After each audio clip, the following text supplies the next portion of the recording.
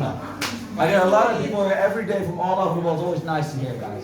So, what might this be? Anyone have a guess? No? The 4 ingredients to make Heineken beer, or to make beer in general. Okay? Now I won't explain this, but just before we start, these 3 ingredients will always be interchangeable. What that means is you can use different types of barley, you can use different types of hops. Some beer brands, private beer brewers for example, they usually use several types of hops together, they use some types of barley together, they mix it up for some different flavors, okay?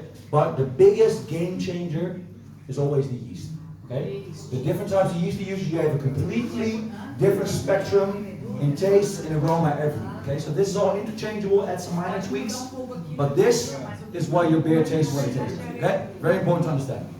Now, the first ingredient is water. They say that the basis of beer is actually barley and water together. I'll explain. But water, let's start with water, okay? It isn't just any water. Okay? For example, a couple hundred years ago in Amsterdam, the water quality in the canals was so bad that people were scared to give water to their children. Why? Because the water was all filtered from the canals, but the canals also contained all the water where each of us dumped all our stuff into, let's say it like that. So it was unsafe, very much bacteria, not safe to drink, especially for kids. So as a result, people and elders would give their kids beer. They would give their kids beer during the day because beer was safe to drink, because breweries had filtering systems and they filtered their water. So people didn't know the dangers of alcohol at that time. Your kid's 6 years old, you give them a Heineken. There you go. Stay hydrated. A little bit of background stories, but that gives the importance of filtering. Now, why do breweries always have to filter their water so much? One reason. Because working with yeast, who said that? Fermented. Someone said that. Exactly right. Because you're fermenting your beer and you're working with microorganisms. These are living things, okay? If you have bacteria in your water, big no-no. All right? You're going to end up with something else you do not want to drink. So, as a result, this water has to be filtered, okay? She's probably translating, it's fine. So, during the time, guys, over the time, the water filtering techniques developed. Okay, they got better and better.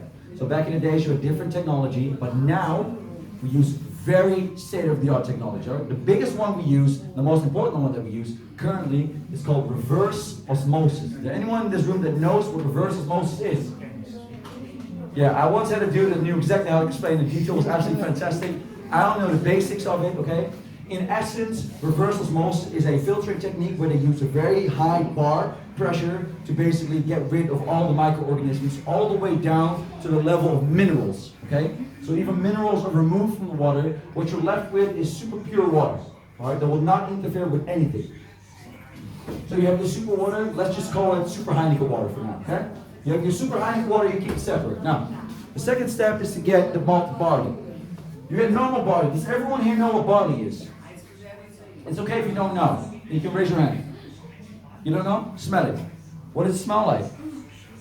Cookies? No. Smell it. No? Doesn't ring a bell? You smell cookies? Cookie. Yeah? For me, it smells like the cookies my mom used to make. You eat this in cereal, your mom makes cookies out of it, this is the main ingredient, just a grain, okay? Now what do we do with it? We make beer. So, how do we do that? We take this barley, the normal barley, and we soak it in water, we start the malting process. When you soak the barley in water, the inside of the seed transforms into its own fuel, alright, starch. So the seed can be filled with starch. Now starch is white, and you can see it in the crushed barley. For the ones in the back that cannot see it, it's basically just barley, but it's crushed, and you see white stuff on the inside, okay? Now, how do we do that? This is one step later. You malt the barley, so you soak it in water, inside turns to starch, you take it out and put it in the oven.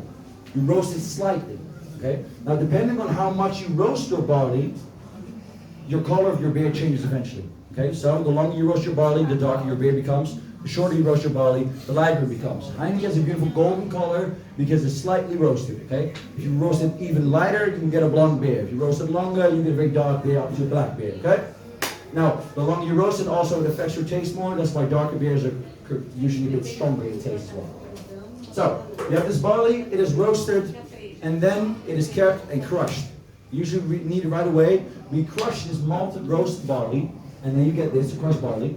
What we do then is we take our Heineken super water, and put it all together. And then we heat it up. We do not boil it. We heat it up to 78 degrees Celsius. Why? Because at that temperature, all the starch transforms into sugars. Okay? Then we cool it down, we filter it, and what you're left with is a liquid that is very sweet, very grainy. We call it wort. All right? It's the basis of your beer because you need those sugars. I'll explain it. The third ingredient then is hops. Hops are added, and we boil it. Okay? We boil this liquid. Now what happens also when you boil it is that all the egg whites will then come out and we can filter it out and your beer becomes clear as well, okay? But the hops. Right there, behind you see a tree almost, right? That's a plant, that's a hops plant. On the left side here you see a close-up of the female unfertilized flower, okay? The hops flower that we use. Now these plants, guys, if you look at that picture, how tall do you think those plants are? Give me a guess. 5 meters. 5 meters? Anyone else? No? 8 meters. These plants can grow up to 8 meters tall. Alright, so that's a plant that grows the size of a small tree. Okay? Now at the same time, these plants do not just grow tall, they grow very fast. They grow at a rate of 30 centimeters a day. So I think bamboo grows a bit faster than that, but they grow very, very fast. Okay? So, it's very important. We take these flowers, we then add them to a liquid. Like I said, we boil it up, and it adds two things. Number one, it adds the bitter aftertaste you know to have in beer. It comes from the hops. Okay? The second thing is it adds a natural preservative we call lupulin. Now lupulin, natural preservative, basically prolongs the shelf life of your beer without us having to add anything else. So that's fantastic. It's all natural. You then filter the hops out, and you're left with a liquid that is very much the basis of beer, but nothing like beer. Okay? Because it doesn't have the alcohol yet, or the carbon dioxide, it's way too sweet. Okay? So that's where yeast comes into play. Now, like I told you guys, different types of yeast affect the complete taste palette of your beer. Okay?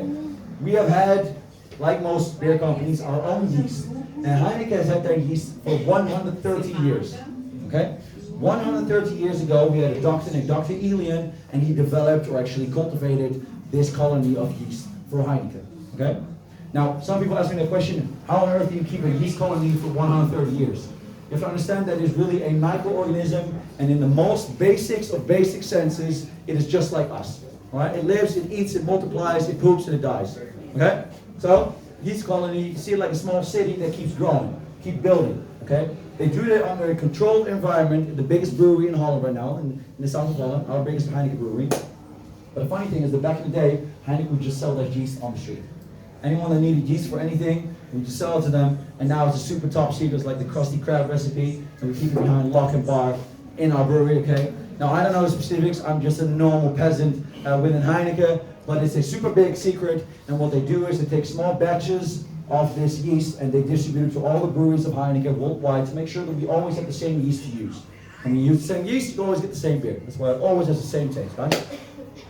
You take this yeast, you put it in the liquid. And what happens then is that the yeast starts eating all the sugars like Pac-Man, okay? So it starts eating all the sugars, and here comes the trade secret, okay? Here comes the trade secret. The yeast eats the sugars and poops out carbon dioxide and alcohol, all right? Welcome to beer. Yeah, that's what you're drinking. Now, it then filters out the yeast because why? Yeast doesn't die in the bottle just like wine does, okay?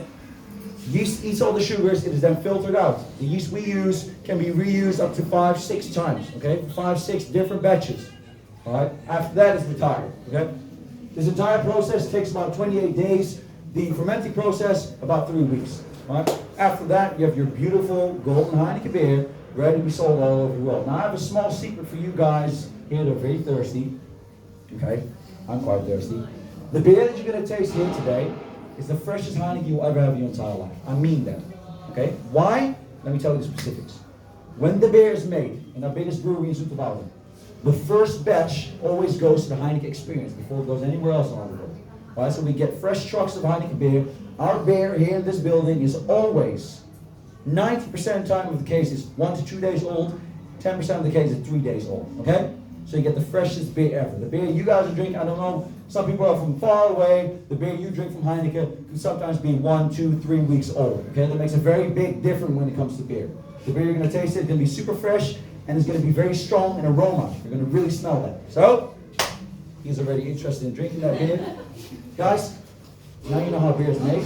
In the next room, you'll be able to try that wort, that sweet substance I was talking about. You'll see all the kettle rooms as well.